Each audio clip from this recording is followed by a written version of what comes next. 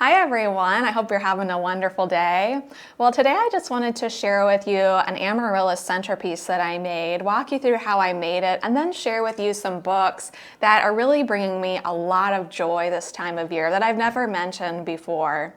So I made this because we're going to be having a second Thanksgiving tonight, and while I absolutely love just putting loads of the same Amaryllis in a vase, that arrangement usually turns out very, very tall. And in terms of a dinner party, it's just really not appropriate. I'd have to go ahead and remove the flowers from the table anyway. So I just did a really low design so that all my guests can see each other. And I know there are some people that don't really care for doing winter arrangements, but I have to tell you, I really love it because as I walk around the garden in winter, I feel like my eyes are really open to things that I don't notice during any other time of the year. Or maybe it just hasn't happened yet. It happens in winter. So, now I'm embracing the beautiful spirea. The liriope have these beautiful berries that I can use. The rose of Sharon, which is often, forgotten or even disliked. It has these beautiful seed heads this time of year. Sedum, ironweed, echinacea, coneflower. Everywhere you look out there, there's some interesting texture or element to just tuck in to add a little more interest and intrigue, and then at the end of the day you're still left with an arrangement that says winter, which is what I really love. I really love seasonal arranging. So I just started out with an antique serving dish that I got from a consignment store for a few dollars, and then I did a tape grid. And the reason why I did a tape grid instead of chicken wire or using a floral frog, which is my personal favorite thing to use, it's mainly because of the sheer size of the Amaryllis stems. Because even when I cut them down to size, they're still really big around. They don't really stick very well into floral frogs. And a lot of times when I use chicken wire, I really have to move the chicken wire around or get stuck in the chicken wire. So I feel like using a floral grid of tape just really works best. So after I had my tape grid in place, I just went ahead and greened up the whole dish. I used for garden sage. Rue was still looking great out in the garden, so I added some of that. Some beautiful arborvitae and some blue star juniper.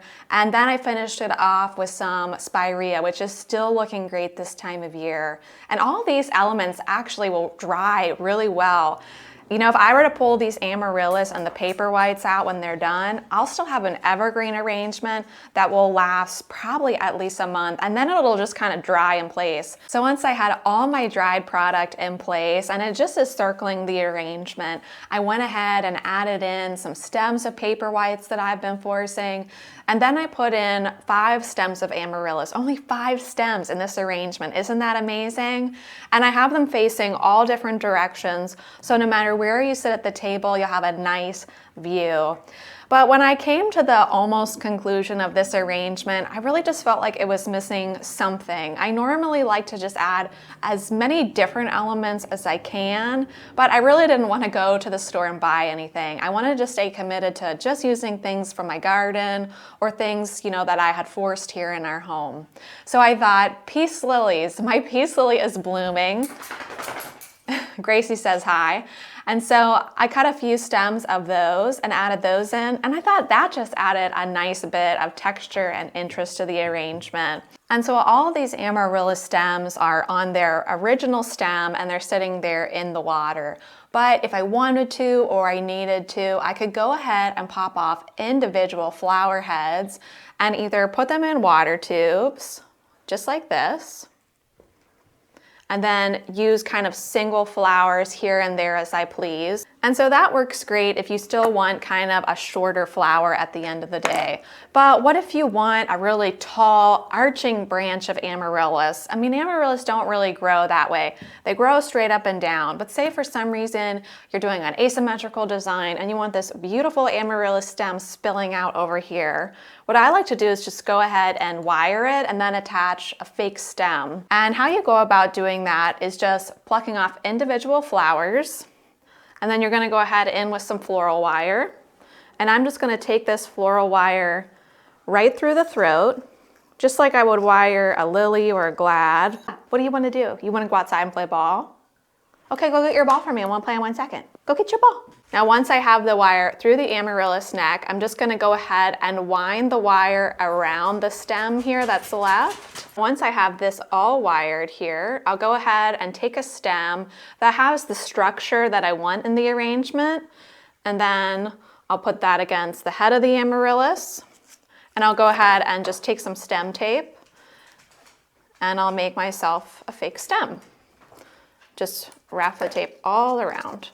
An amaryllis will be absolutely fine out of water for a day. So if you have an event or something like that, you can go ahead and do this and your amaryllis will be fine for at least 24 hours.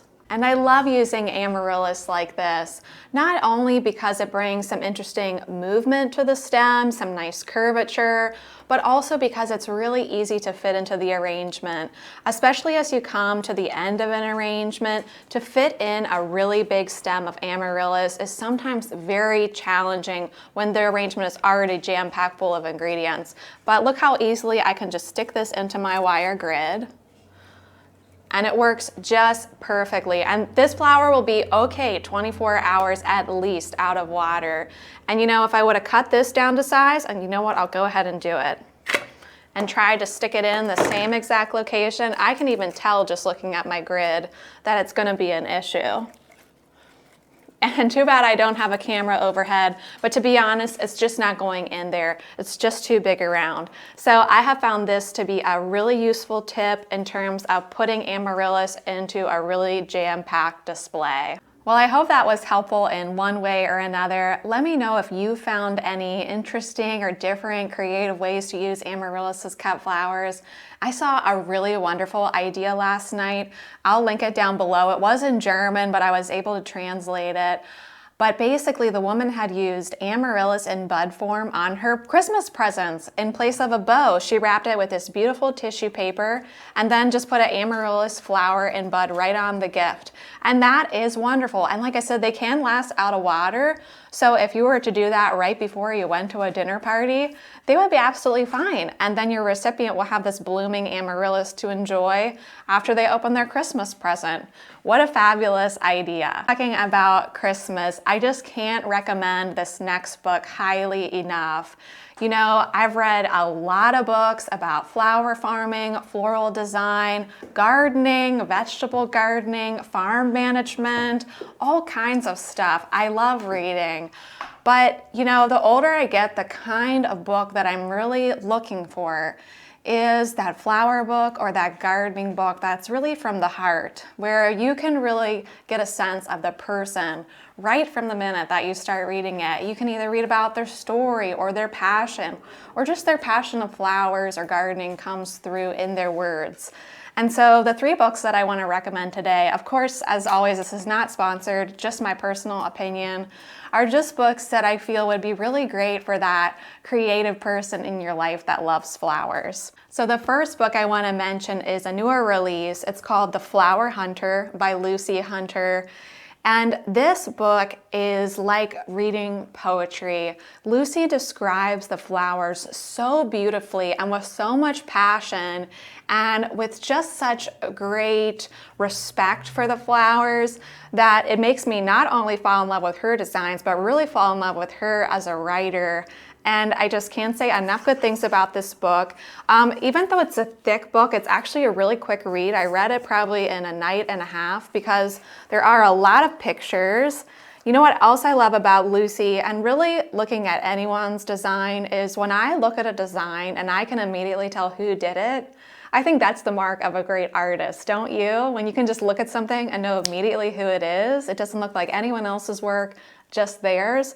That's the way I feel about her work after reading this book. You can see too, most of her design work is quite linear in nature, and I really like that. You know, there's so many rules in floral design that I've heard, tried to apply, and then I look at my piece and I say, that's not me at all. And sometimes I really like when I see people breaking these common floral design rules and just doing with what their artist heart tells them to do.